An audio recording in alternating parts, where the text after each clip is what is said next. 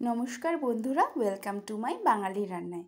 আমি আজকে একটা দারুণ সুস্বাদু রেসিপি আপনাদের সাথে শেয়ার করব। আশা করি রেসিপিটা আপনাদের খুবই পছন্দ হবে। আজকের রেসিপিটার নাম চিকেন মহারানি। চিকেনের স্বাদটাকে বদলাতে আজকের এই রেসিপিটা ট্রাই করলাম।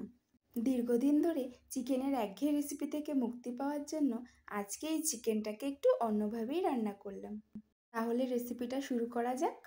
আমি এখানে 700 গ্রাম মতো চিকেন নিয়েছি আর হাফ কাপ মতো টক দই জল ঝরিয়ে রেখে দিয়েছিলাম।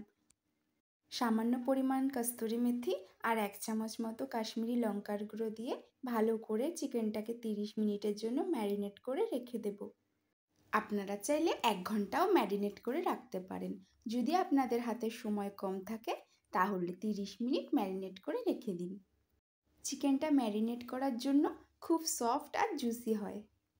কড়াইটাকে ভালো করে গরম করে কয়েকটা এলাচ, লবঙ্গ আর দারচিনি, হাফ চামচ মতো ধনে, হাফ চামচ মতো জিরে আর সাথে 2টো শুকনো লঙ্কা দিয়ে ভালো করে আমরা ড্রাই রোস্ট করে নেব।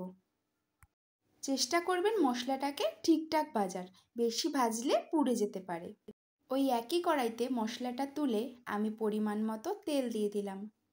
তেলটা গরম হয়ে গেলে মিডিয়াম সাইজের 2টো পেঁয়াজকে আমি ছোট ছোট করে কেটে রেখেছিলাম সেইটাকেই দিয়ে দিলাম। পেঁয়াজগুলোকে আমি একটু লাল লাল করে ভেজে নেব। পেঁয়াজটা লাল হওয়া না পর্যন্ত খুন্তি দিয়ে আমরা নাড়তে থাকব। আমি এখানে 2টো পেঁয়াজ, আদা, রসুন, লঙ্কা আর ধনে দিয়ে একটা পেস্ট করে রেখেছিলাম, সেটা এর মধ্যে দিয়ে দিলাম। গ্যাসের ফ্লেমটা মিডিয়াম করে মশলাটাকে আমাদের খুন্তি দিয়ে বেশ কিছুক্ষণ নাড়তে হবে, যতক্ষণ না মশলা থেকে কাঁচা গন্ধটা চলে যায়। এবার আমি এর মধ্যে 1 চামচ মতো লবণ দিয়ে দিলাম আর 1 চামচ মতো জিরের গুঁড়ো। আমি এখানে 1 চামচ মতো হলুদ ব্যবহার করেছি, কিন্তু সেটা ভিডিওতে রেকর্ড হয়নি। এবার মশলার মধ্যে ম্যারিনেট করা চিকেনটাকে দিয়ে দিলাম। এবার চিকেনটাকে আমরা মশলার সাথে কিছুক্ষণ কষিয়ে নেব।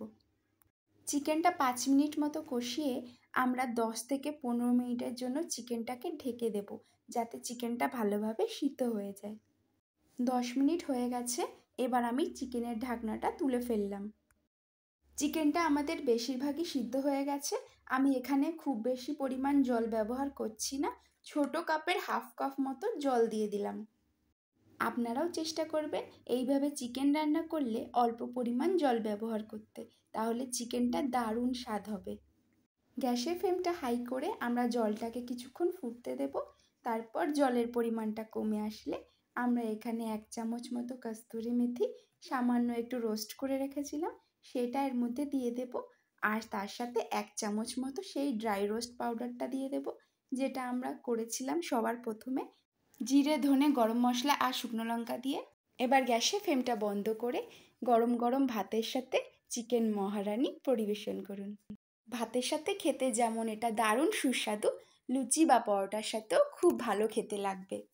একবার বাড়িতে চিকেনটাকে এইভাবে ট্রাই করুন, দেখবেন বাড়িতে চিকেন আনলেই মনে হবে চিকেনটাকে এইভাবেই বানাই। এইভাবে চিকেন রান্না করলে বড়দের যেমন পছন্দ হবে, তেমন বাচ্চাদেরও এটা খুবই পছন্দ হবে।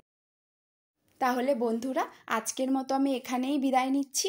আমার রেসিপিটা ভালো লাগলে অবশ্যই আমার চ্যানেলটাকে সাবস্ক্রাইব করে আমার ভিডিওতে একটা লাইক করে দেবেন আর কমেন্ট করে বলবেন আমার রেসিপিটা আপনাদের কেমন লাগলো। কোনো একদিন আর একটা নতুন রেসিপি আপনাদের সাথে শেয়ার করব। সবাই ভালো থাকবেন, সুস্থ থাকবেন।